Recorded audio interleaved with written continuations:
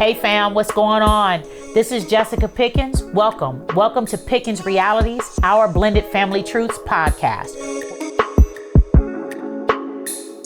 No, I think that adults What need if to the be dynamic adults. between the family member that the spouse, let's use my dad for an example. What if the dynamic between dad and Grandma Zola was, all these things, right? And all previous partners, she was able to manipulate him into to doing what she wants. Right. Okay, so if that's your scenario, then there's only two ways it can go.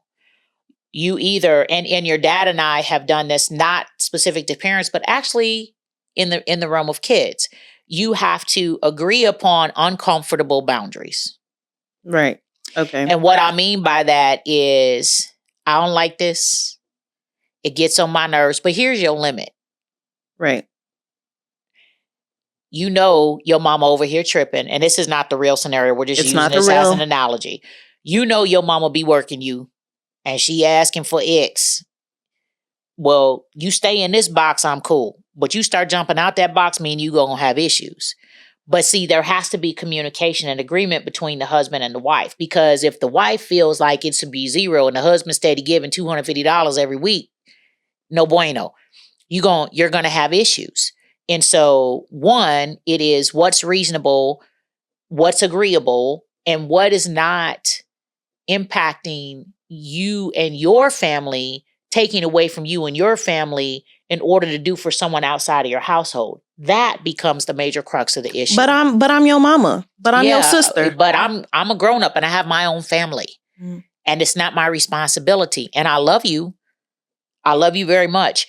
But I did not make the decisions that landed you in a predicament where you are not able to sustain and take care of yourself. Because you knew your life was going to get cut off before you even asked me. So what you just always say, but there's real life stuff, right? Yeah. And people work hard. You can work hard all your life and never have a retirement. That's happening right now, right? Like and if all you got is Social Security and you're on a very limited income, that is millions of people right now. That is happening in our family. And so it's not that, you laid around all your life and you didn't work. Mm-hmm. So now you think looking for somebody to take care of you. No, you can work and still not ever have an opportunity to have a retirement or a pension. And so you're living on, $1,000 a month. That is millions of seniors right now. Unfortunately. And it's not because they were lazy or anything else. I mean, Mama Zola is one of the hardest working. Boy. And Mama Zola kept 3 jobs. Right. Always had a job, Zola. Man, can't never call her broke. Period. She is awesome. She is, you know what I'm saying. So it is actually very heartbreaking. But if there are people out there, if you do have parents or siblings that are being manipulative, intentionally manipulative, mm-hmm. it'll rip your marriage apart. Yeah, because you cannot. You are married. I'm married to Tyrone. If I'm over here taking care of Teresa mm-hmm. and neglecting the duties for Tyrone and my children, I feel like that should be a part of the starter pack before you get married. You got to start when you asking the questions. One of the questions needs to be who in your family you taking care of right now, and to what extent. How? Well, right. And I think that's fair. Like what's the talk to me about the relationship dynamics. Who are you and your family? Yeah. Who are you close with? How often do you hang out? Because guess what? Here's another thing. Okay. If Jessica and Tyrone are getting married, if I have a family tradition that every Sunday we go to my mama's house for dinner and you got the same tradition, where are we going? How we gonna work? And then our kids sick of going someplace every. Can't we just stay home? Right. You know what I'm saying? Yeah. And so you have to. That is. I totally agree. Part of the blended family premarital starter pack questioning. Or any premarital questions. You got to understand what are the existing dynamics of you and your family when you're looking at marrying someone, and is that going to work for me? Right. Or is it not? Because you can have 2 totally different types of people that you may be in agreement to figure out and work on. Like if for instance, we know that excuse me, y'all. We know that you're not a touchy-feely person. Mm-hmm. You've been in a relationship prior where the person was, you were figuring out how to work that out, right? But that's the two of you. But now if you take that beyond husband, wife, right? And you're now trying to, I married you. I married Tyrone, no middle name, Pickens, right? And I'm willing to adjust and come to middle ground and grow with and do some changing for within reason, right? Adjusting things that are in a healthy way for my husband. Absolutely. But what I'm not finna do is allow you to layer on external requests to my, you need to change this list. You understand? So, but I could, so if you're in a situation where you've married, like our term, you've married a mama's boy or, whoever, a daddy's girl, and they don't, your pending spouse or your spouse doesn't have an issue with you, but their parent or their sibling is steady in their ear and, oh, well, she needs to change this,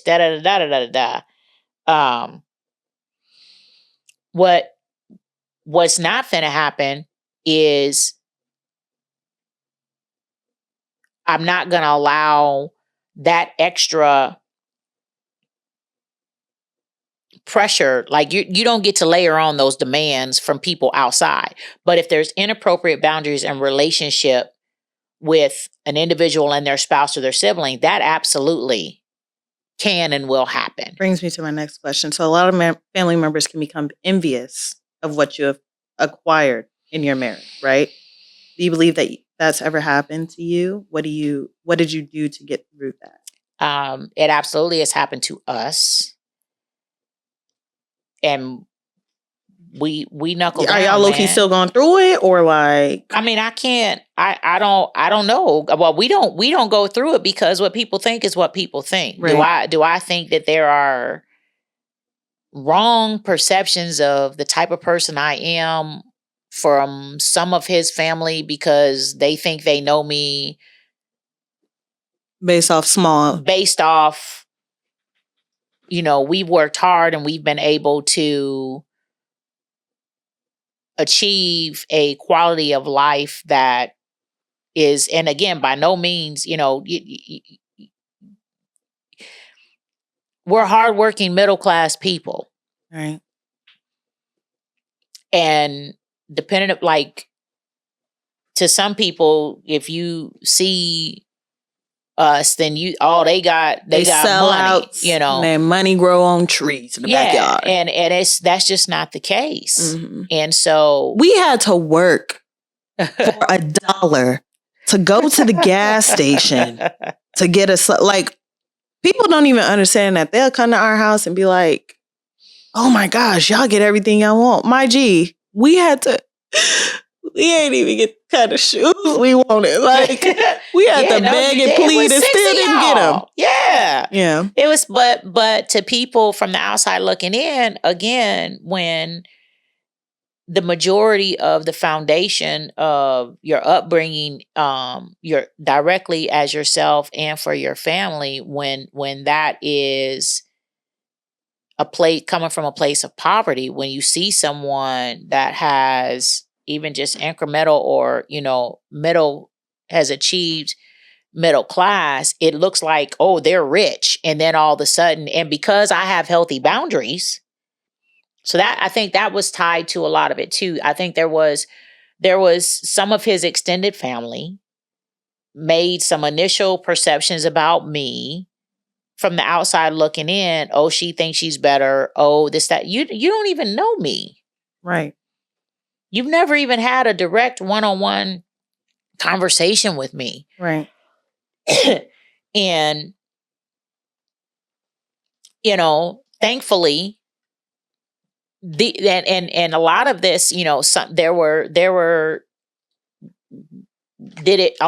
so I'm trying to choose my words carefully here because I don't want to be just disrespectful, right? But it mattered to me what was going on with him and his mom and his sisters. But not because I understood that was his core. But anything beyond that, at the end of the day, you can either come spend time and get to know who I am. Mm-hmm. I feel that. Or kick rocks. I don't, you know what I'm saying? Like if it mattered, what mattered to him mattered to me. And so, but there's, and depending upon how big your family is and what's going on. And then over the years, of course, and then I'm a very family oriented person. Right. Mm-hmm. And so at the end of the day, I would do things that were uncomfortable for me on purpose. Like I knew that people were talking about me, but I would open up my home so that his family could come and be over anyway. Yeah, wouldn't be Jayla. You can come over, but y'all have a blast. I'm going to go in my room. But that's my business. But to me, what mattered to me was, did I do the best that I could to be who God was calling me to be, even in the midst and in spite of people smiling in my face and talking behind my back. Do you feel like that created rifts a little bit? Rifts with who? In your marriage, like in the beginning, because like I know, okay, like for me, right? One of my big things is like, okay, we're getting married, like you stated before.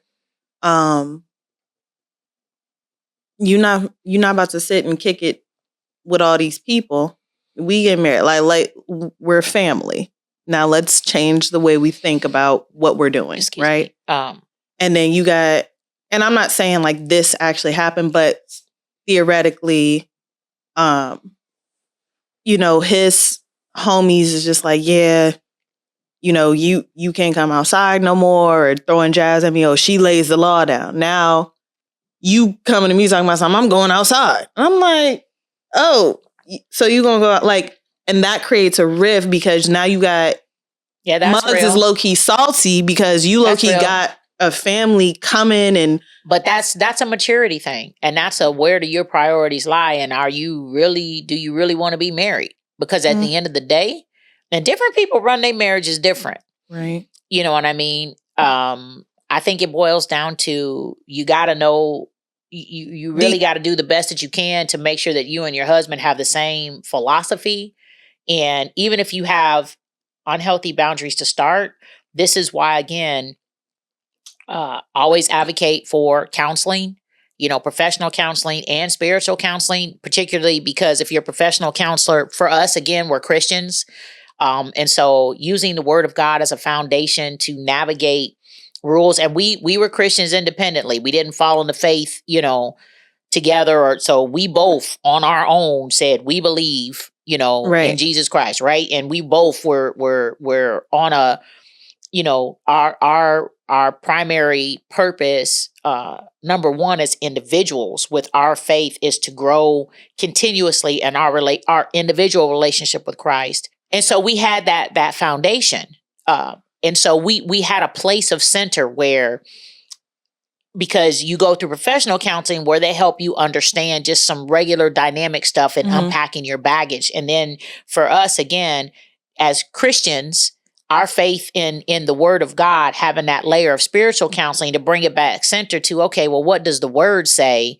And how do you apply that correctly? Because sometimes also people can take the word and twist it and it take it out of context and use a spirit of manipulation using the word of God. Oh, well, and so, but when you have differences in what that should look like, external pressures, whether it's from your mom, your siblings, your friends.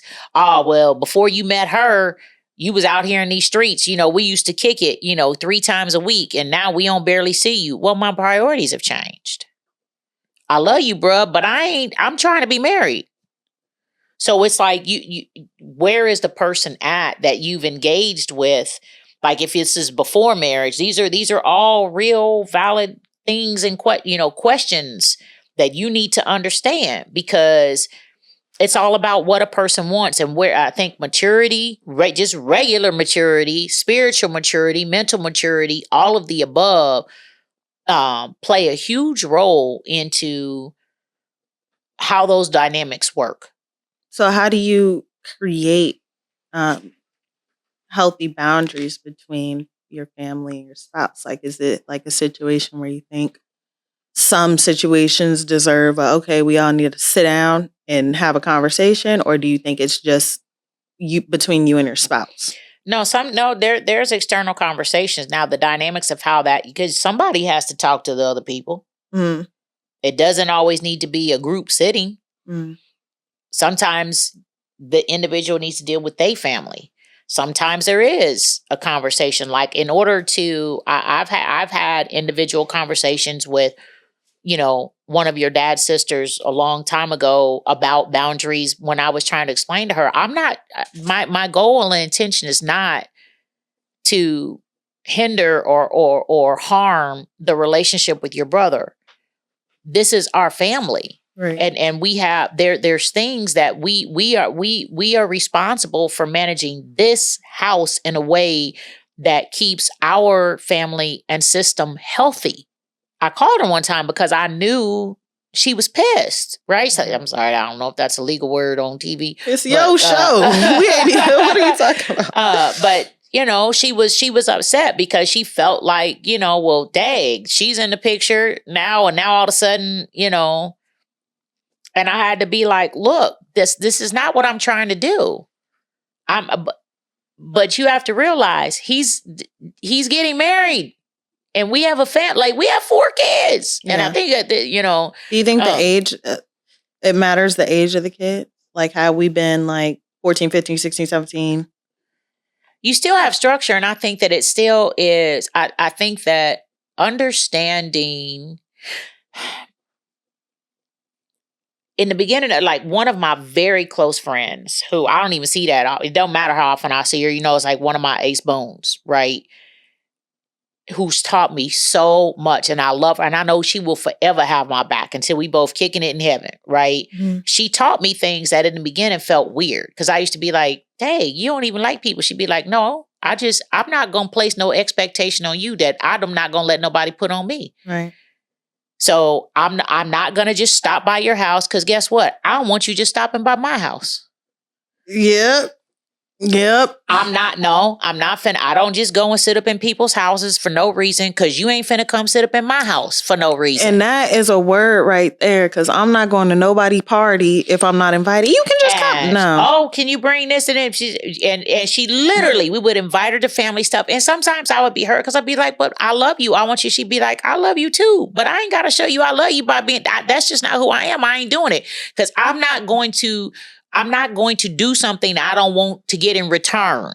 Right. Because I don't like receiving gifts because I ain't getting you nothing. Man. And when I say like the wisdom that didn't hit me initially, and she'll know who she is. She watches this podcast. And I just used to be like, and we would have stuff and she'd be like, oh, I'll come bring, I'm going to drop 2 cases of pop-off. Congratulations. Right. And she would do that. Like we would invite her to y'all graduation and everything. Yeah, no, I ain't coming to be in the midst of all them people. I don't do that.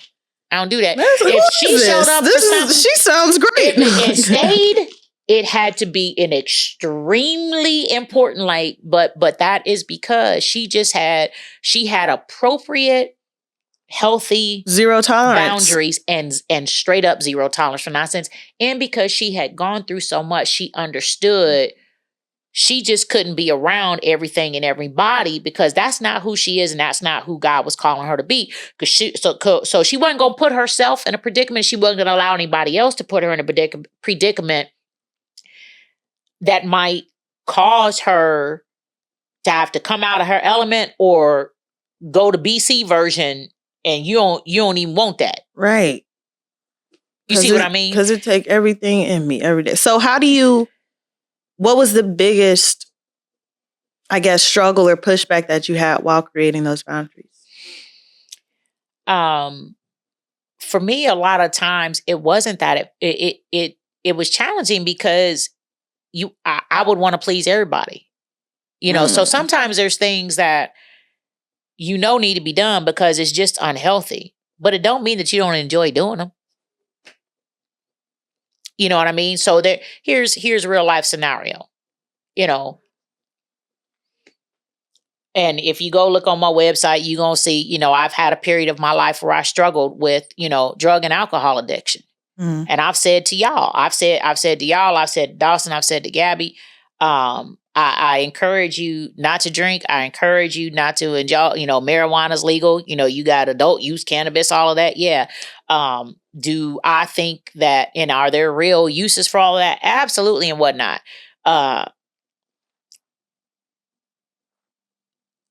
While I know it is not healthy to overindulge in anything. So in anything, let alone we not outside of, you know, alcohol, weed, whatever may have you. Too much of anything can be unhealthy, right? You know, you need water to live, but of course you can drown in it too. Yeah. Just straight up simple analogy, right? But back to what I was trying to get to, I would never, we've had very real conversations about my times when I was using self-medicating with alcohol and drugs because I was hurting so bad on the inside. Mm-hmm. So while I always, and literally say, particularly right now to Dawson and Gabby, since they the youngest, 19, 20, college. You ain't never got to worry about Dawson. That young man is a soldier. Right. But I would say, you know, I'd say don't do, you know, you don't want to wind up drunk. The after, you know, it just is awful. You know, I say, but I would never lie and say you don't have fun while you in that state of unhealthiness. You see what I'm trying to say? So there are things that you can do that are unhealthy and fun and enjoyable all at the same time. Do you think that setting the boundaries was harder for you or for them? I can't speak for anybody else. Oh, yeah. I can only speak for me. So was it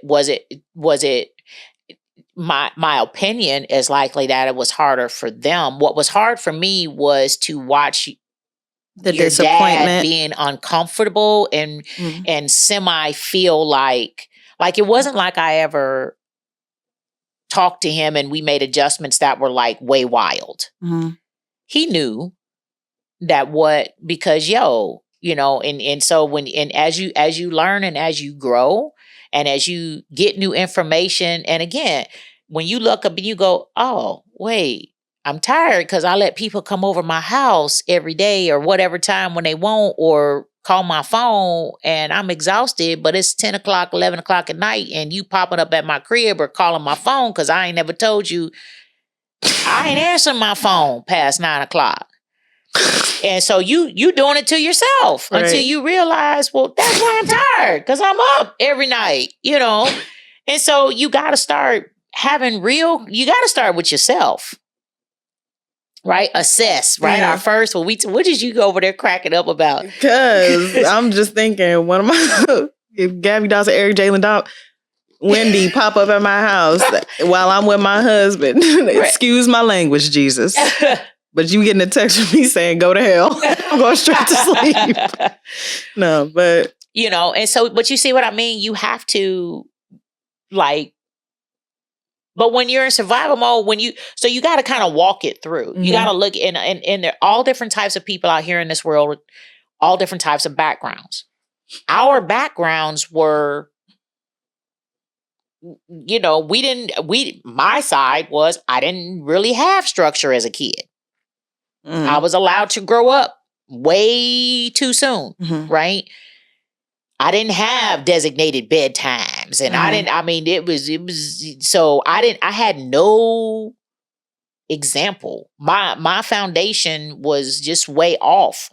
And again, when I hit that method of counseling, when I came to know Christ and I started going, look, stuff is like out of control. What is going on? And when I started assessing, because I did not like where I was.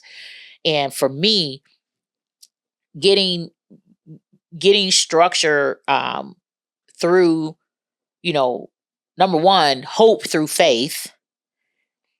And then also learning that it's okay. It's okay to make adjustments because I want to be healthy. I want to be healthy spiritually, physically, mentally, the whole nine. Mm-hmm. And it's okay for me to be like, no. I feel like that's probably No, and for the no is a full sentence. It is. That's the biggest takeaway. And that has been, you notice it, and it's still a struggle for me. Saying no is still a struggle for me because of how we talked about this with Mama Teresa, right? And it didn't click until you asked that question that, Jesus, this is why I like to save the world, because that's who my mom is.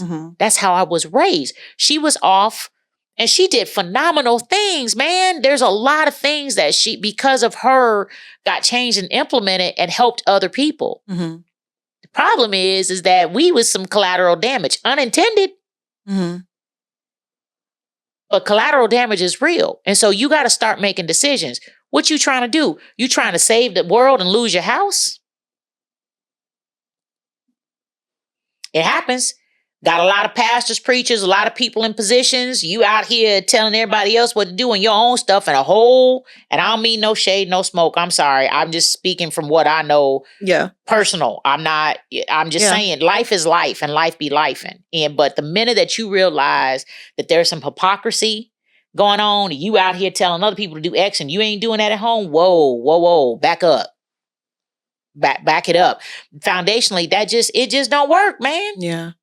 Like what, Sway? Like, excuse me? Like how you, what? That's crazy. You know, and so like that wasn't the scenario with my mom. My mom was off trying to change systems and processes to help poor people.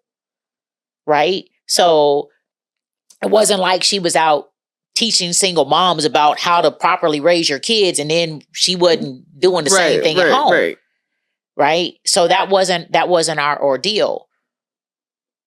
But at the end of the day, every individual, adults need to adult, dadgummit, figure out who you are and what you like and what's okay.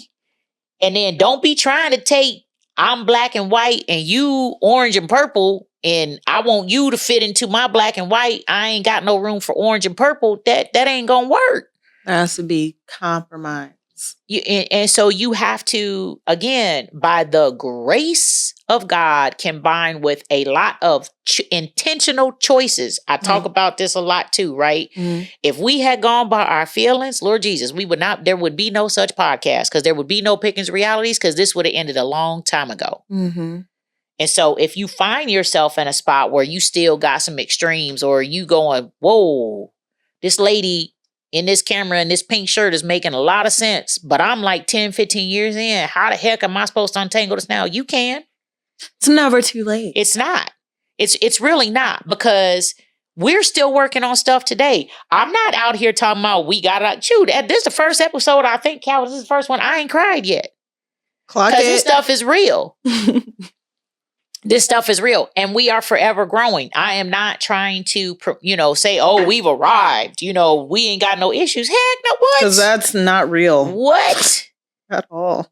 So adults adulting and adults understanding, because I'm sorry, repeat the last, I was coming, the last question you had was tied to. The biggest problem you had while creating the boundaries or how long did it take for normalcy? And so it depends on you. So one, the biggest problem creating boundaries sometimes is the fear of what's going to happen when you shift and adjust. For yourself, for you and your spouse, and then what does that mean for your external family? Something I didn't mean to cut you off. That's okay. Something I learned actually maybe like a couple years ago, why I really started like I feel like I don't think it was necessarily boundaries. I think it was just like, stop freaking playing with me before it becomes a problem. So I don't think it was necessarily a boundary. But when I started creating boundaries is when it like clicked in my head that a job will literally cut you loose. You have a 90-day probationary period. And sometimes if you don't follow that, right. Some people don't even make it in 90 days, bro. But that's what I'm saying. Like a job will literally be like, oh, you thought this was a game. It's your job description. Go ahead and get on somewhere. 30 days in. Oh, you don't miss 5 days of work? Yeah. Oh, yeah, no, you ain't going to work out. See you. And that's my biggest thing, that relationship wise. That'd be my biggest thing. Like, and I feel like it could be a good thing and a bad thing. It could. Because I do feel like I am extremely cutthroat, and I'm like, bro, you only got 30 minutes. You only got 30 minutes. It's over with. Like, you ain't showing performance. Let's keep it pushing. Well, I think so. That's fair, because here's I think that it's a good framework and analogy to start with. Number one, I do. But here's where you got to flex, because a job comes with a job description, where typically you got a list of here's the expectation, here's the responsibilities. Excuse me. Here's the expectation. Now we gonna watch you work. Here are your qualifications. But that's why I be having a problem, because I feel like I do that. This is what I like. This is what I don't like. This is what I expected. These three things. Yeah, is what but here's the problem. You ain't getting a full resume with all the right details up front. And you for doggone sure ain't got no mental health assessment, no maturity assessment. And folks, just like folks get out here and lie on their resumes and submit something to a job, and they know good and well they ain't done 6 out of the 10 things they put on that list. Same deal. Same deal. So you can know what you like and what you expect all day long. But if they done lied on their resume,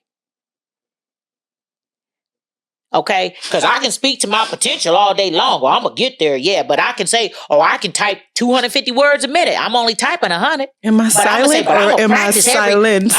I'm going to practice every night for the next 4 months, and I'll be to 250 by the time they hire me. But I get there and I'm still at 125. What? I put 250 on my resume. And then they wondering why I can't finish my dictation, because I lied on my resume. You see what I'm saying? So that's what happens in relationships. Because you can say something out of your mouth. You can say what you aspire to be, what you can talk to, what's in you, and you ain't really applying it yet. You can get around someone that's gonna bring something that could bring something out of you. And let's just keep it real too. You know good and well, folk, you in the beginning stages, a lot of times people will say stuff that they don't mean to impress the other person. And that's why you gotta, for us, one of the reasons why we made it through in this sort of whirlwind ordeal is because it's like we took a year's worth of dating experience, if you will, and crammed that stuff into like 1 week. Crazy. Mm-hmm. But when you have hours, and you can only lie for so long, it's eventually going to come out. In my opinion. That's why Muggs only got 30 minutes with me. You know what I'm saying? But when you keep telling me, no, I don't, well, this is who I am, I'm not. But then after 3, 4, 5, 6 times, I start seeing a different character trait. It's another thing, y'all. When people show you who they are, believe them.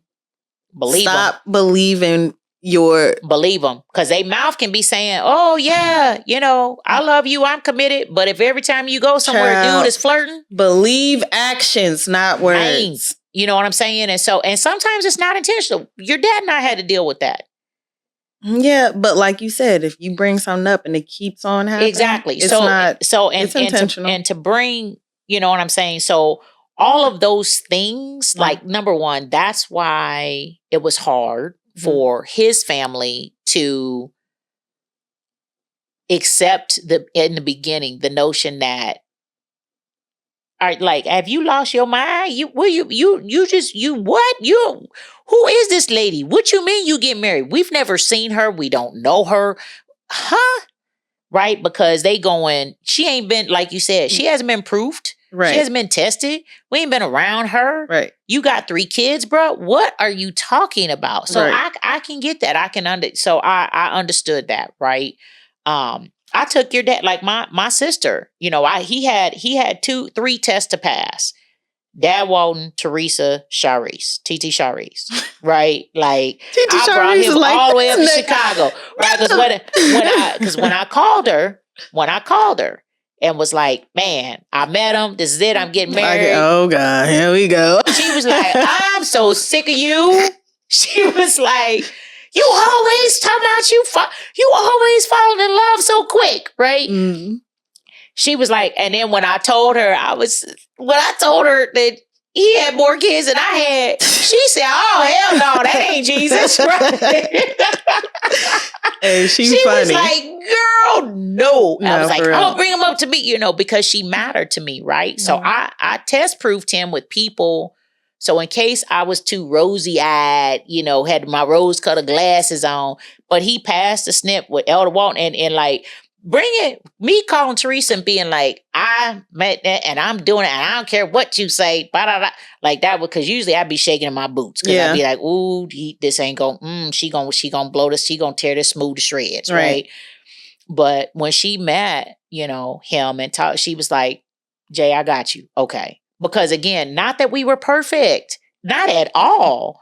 But when you look at the root and you look at the soul and heart of a person, and if people are willing to do the work and then you set again, at least I thank God that we did have the proper foundation of Christ. And so the boundaries of people and the word, even though we had natural boundaries that were skewed, but when we had let me say it this way, I'm sorry. We had the agreed upon set of rules to start to adjust the boundaries by, meaning we both knew that if we did our best to base our decisions, our life, our habits and structures on the word of God and what we believed were in line with that, and to honor each other, in a way that honored God, that we could keep navigating and shifting and moving, and with help. Because again, your emotions get in the way, your flesh gets in the way, you're tired, you got kids, you got all this stuff. And so we had to have, again, mediators and moderators and counselors. And a lot of people get hung up on that. You don't need no counselor. I was just about to ask, what about the people that be like, I don't want people in my business? You know what? Well, I just wholeheartedly disagree with that concept, because you get on the phone and call your girlfriend and B&M for 12 hours. That's a therapy session. I don't give a flying cahoot what nobody say. It's an unpaid person that's likely putting the cables to you and hyping you and your nonsense and drama up, as opposed to you investing in yourself. And this is where I think people miss it. And again, I learned this as an adult. Invest in yourself and in your mental health, your spiritual health, your physical health. Invest in yourself in a way that will help you grow and be able to do and achieve more. And to me, that's what it was. Because you can't pour into nobody else's glass and yours has holes. Man, all day. And so by working through the processes of understanding that, I knew that my husband to be, before we got married, had extreme loyalties to his family. Right? Mine were different. I had, mine was my sister, my best friend, Christ, Dad Walton, you know what I'm saying? I had and so I immediately, though, worked through my system of family and structure, where my loyalties knew, and did my sniff and spot checks and took him, hey, this is him. Right. What say you? And so when he did that with me, was there resistance at first? There was, but that didn't scare your dad, because we were working the other process. And so we then communicated, like, this is to kind of, bring it home. How do we work through that? How do we work through? I was just going to say, that was my last question. What's the biggest takeaway from the experience? It is while I knew how much your dad loved and still does his family, period. There's no anything behind that.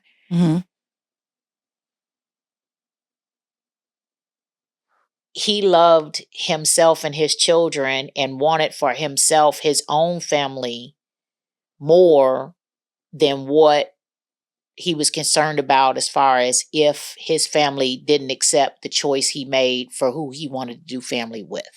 Does that make sense? I remember he told me a couple years ago, or actually, it was actually when I got engaged. I think we were talking, And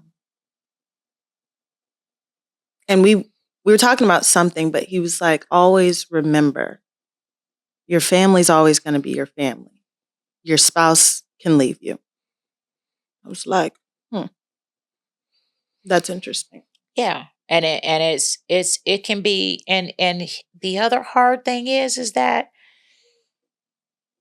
your family ain't always the healthiest thing for you, because adults get to adult. And they get to make a decision on who they are and how they roll and what they do and what they tolerate and what they expect.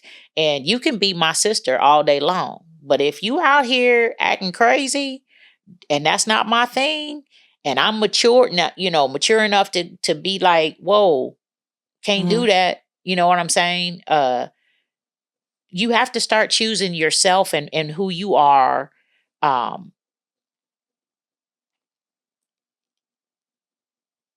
You have to choose. Do you want to be who God's calling you to be and get after what God has for you to get after and do all that he has for you to do? Or there's still some things going on inside of you to where you prefer to latch on and be what somebody else says you should be and act how they think you should act and allow them to basically sideline, make decisions, call the plays for your life. Is somebody else the real head white hat coach of your game? And that's, and God just gave me that analogy because I'm like, and really what that, in my opinion, what that boils down to, what I've experienced is that when I was still so self-insecure, I was so concerned about what other people thought and had to say because I was seeking love and attention in other ways because I wasn't getting the love and attention that in the way that I should have gotten it from my parents. Does that make sense? And so I would say that if you are in a predicament or in a position where you have external family members causing you strife and complications and are, if you're already married or pending married, or if you want to be married and you've got some extremely tight family, and they don't gotta be just your family, it can be your friends, or your friends, any of it, that may cause issues or limit or are limiting or causing issues with your marriage. Then you got to assess what is going on with me that I'm okay with that. What is going on with me that I'm so torn? You got to look at the root of, is there some codependence going on here? Were you so tied and latched to your mom or your siblings or your friend or whomever, it could be someone you have no blood relationship. We have a lot that you call your brother or your sister. Right? Like y'all call my best friend, you call her TT because that's how we felt tight. Like, we're tight like sisters. But you got to look at, well, wait a minute. Why would I be willing to put that person and what's going on with them over my spouse? Like, that's just out of order, man. It's out of order. And so, number one, take a look at yourself. What's going on with you? And if your spouse if you either self-identify that this is out of whack, I got some adjusting to do, or if your spouse has brought it up, is bringing it up and going, I got some issues here. Like, this is not cool. Your sister can't just crop up over here like whenever she wants. You know what I'm saying? And you be like, well, why? What's the problem? Because she don't live here. That's why. And you gotta talk it out, number two. And then number three, I'm always gonna say, if you can't, if between you and your spouse and Jesus, y'all can't come to a resolve, then you better call in the referee. You gotta get some help. You gotta get. What if the other party, you call in the referee and they still ain't trying to hear it? You need to explanate that person. I never jump straight to that. I think there's always, work that should be and can be done before you smooth jump to divorce. Now, I'm not talking about being unsafe, Right. So that's, again, and we ain't on that, but I just always want to be clear. Cause like you said, people be people. And so I don't want nobody taking nothing out of context. But, I mean, the reality is that people can only take so much, like, again, I've been transparent. Your dad and I have gotten to a point before where we discussed, I don't know if we can do this no more. And we discussed, did we need to call it quits? And we sat in that thing for a very brief moment. And I never forget, I took 3, 4, 5 days and took Dawson and Gabby and went to TT so that I could have some time on my own. And I consulted with, again, my counsel, with Jesus, myself, my counsel. And for me, it was, and at that point, I had one question for him. Either we got to get back in counseling, like full, like out professional counseling in addition to the spiritual counseling we were doing, or I can't do this because we need help. And he said yes, he would. Had he said no, you would have ended it. I. What if he said, "I'll do it if that's what you want to do"? He often says that. I think he actually said, "If that's what you want, then fine." He did. It wasn't like he was enthusiastic about it, but sometimes you got to take what you can get. A yes was still a yes. And had I sat there and argued, because he does this all the time. I can't get mad because his yes wasn't the exact way I wanted it. It was still a yes. Mm. So I wasn't going to get hung up on the fact that, he wasn't like, well, yes, let's da-da-da-da. If it was, well, if that's what you want to do, yes, that's what I want to do. Thank you. I'm going to call and make the appointment. I just did. That's been our scenario a couple months ago. Mm-hmm. But that's how your dad is. You see what I mean? He's a different type of person. And so he's internal. I'm external. The way he responds and processes is different than how I respond and process. I want to talk through things in more detail. He'd be like, you it's too much. Just give me the point, please. Like, right. What's the point? So no, I had to learn that. I had to learn, okay, did you want me to say yes or not? Because that's what I said. Now you mad because I didn't say it how you wanted me to say it? Yeah, no, I'm not. That's doing too much. Been there, done that, but I've had to learn. That's unrealistic expectations. Unrealistic. So do I think that people, you were asking me, I think the gist of that question is if you find yourself in a scenario and situation where there are unhealthy boundaries mm-hmm. and inappropriate boundaries and unbalanced loyalties, let's call it that, mm-hmm. right? In inequities mm-hmm. as far as one spouse's relationship with their family, their parents, their siblings, their friends, whatever, however family is defined for them, and it is encroaching on and causing problems with their marriage, their home life, their kids, the function. If the spouse where the unequal,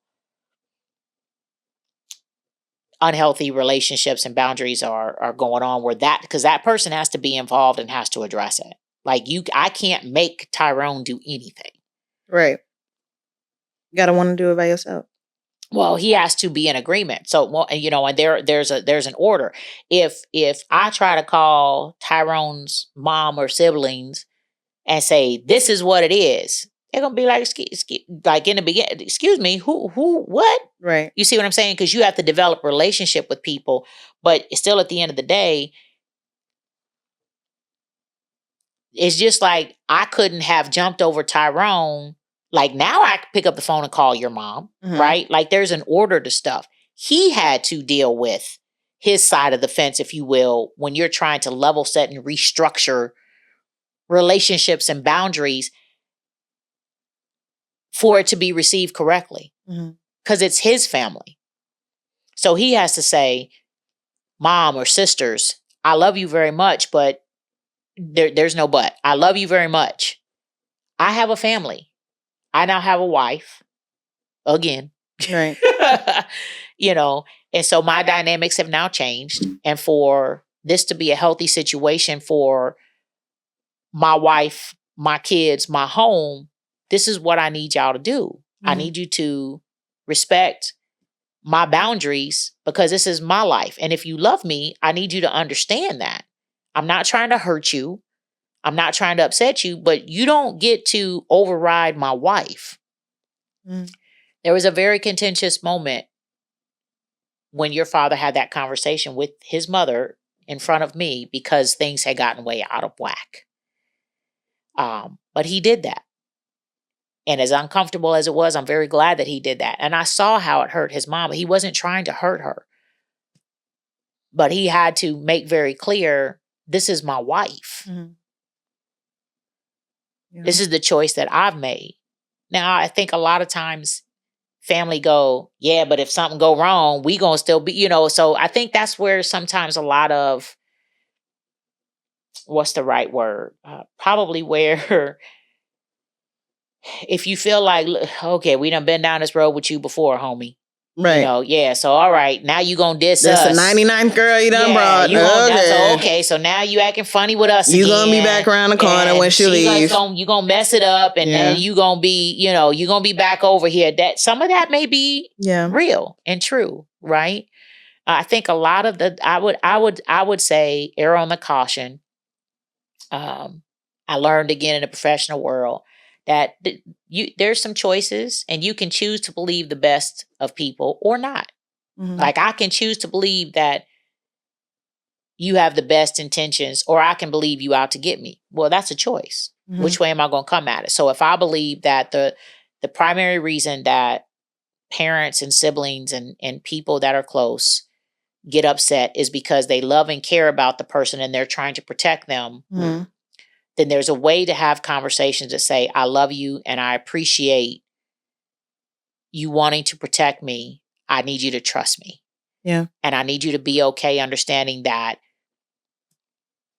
the level of priority for me is my spouse, my kids have to come first before parents and siblings and friends, because in my opinion, that's a correct order. Like that was our conversation. And if you believe in the word of God, like that's the order and conversation. So last, what's one piece of advice you can give to anyone that is currently trying to merge their family and dealing with the loyalty portion of, you always gonna be here. You my family, like cut the act, or people that have been in these marriages that are still trying to figure out boundaries. Like, what is a piece of advice you would give them? I think you just have to really sit down and take an honest assessment of what's the current status and situation. Where does the struggle lie? And then you have to assess, are you able to tackle this on a direct one-on-one conversation with the husband or wife, and if it's their parent or their sibling, is it a reasonable and feasible thing to have that conversation one-on-one, or do you need a moderator or some assistance having the conversation?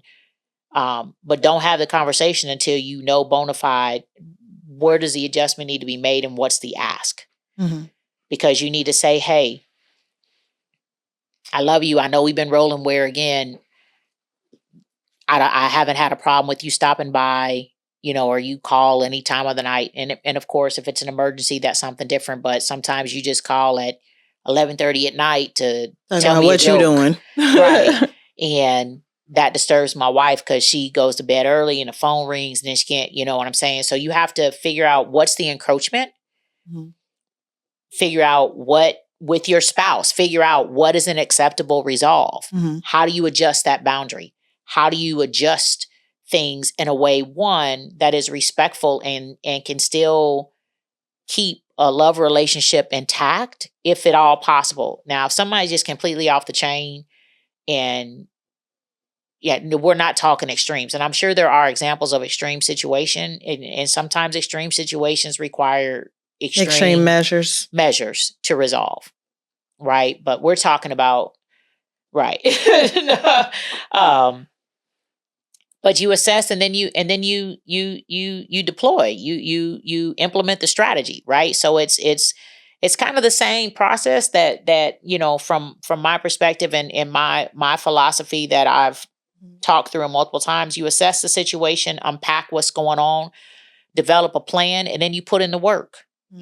So you it's the same process when dealing with this and inappropriate boundaries that may be causing conflicting loyalties when it comes to, man, why do I feel like you're more loyal to your mom and your family or your friends than you are to me? Because I'm getting slided over here because you keep letting this happen. Lock that. In Jesus' name, amen. So that's the takeaway, y'all. Same philosophy and on this topic, how to navigate, deal with, resolve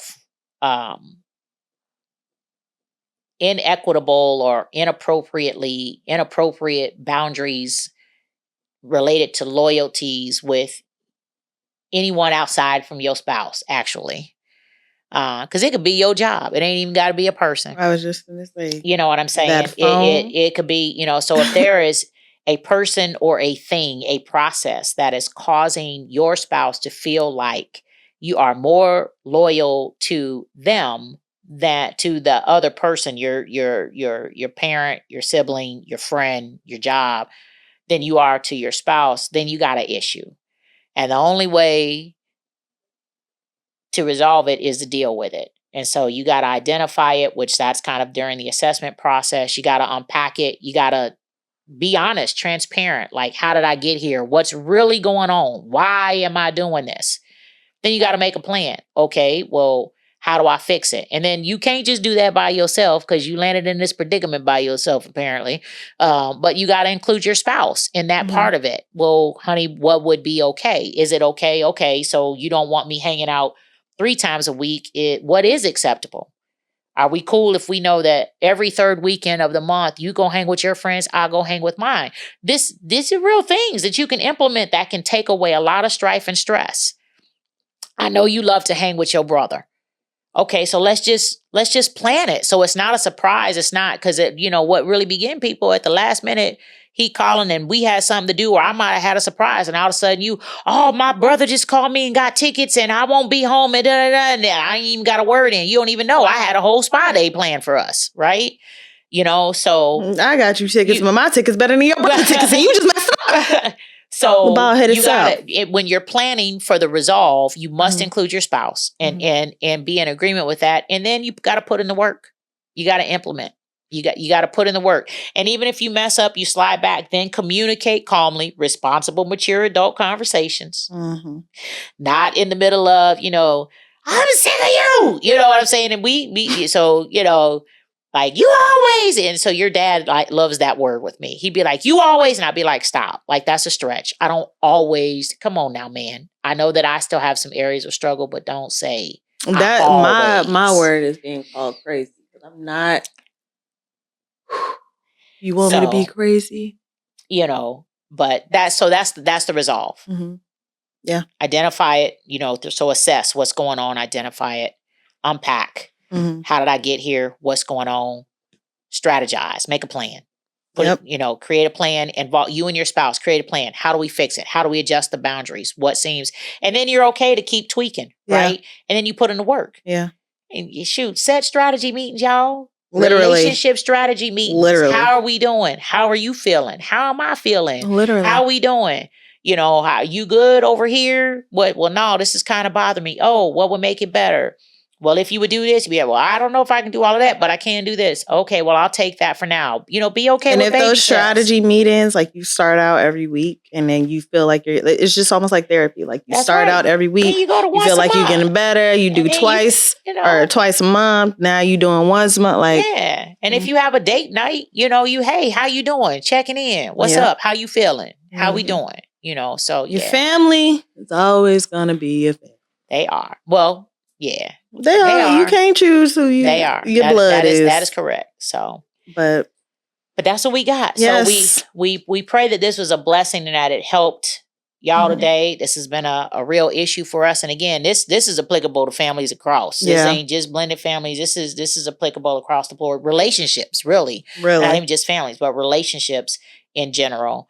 And so we pray that it's been a blessing. This is our 5th closing. So we gonna tell y'all, take it easy. We're gonna ask for an offering. Yeah. You got a $10 spirit? Check out the website, y'all, jessicapickens.com. Go get your free gift. Get on out there. More to come.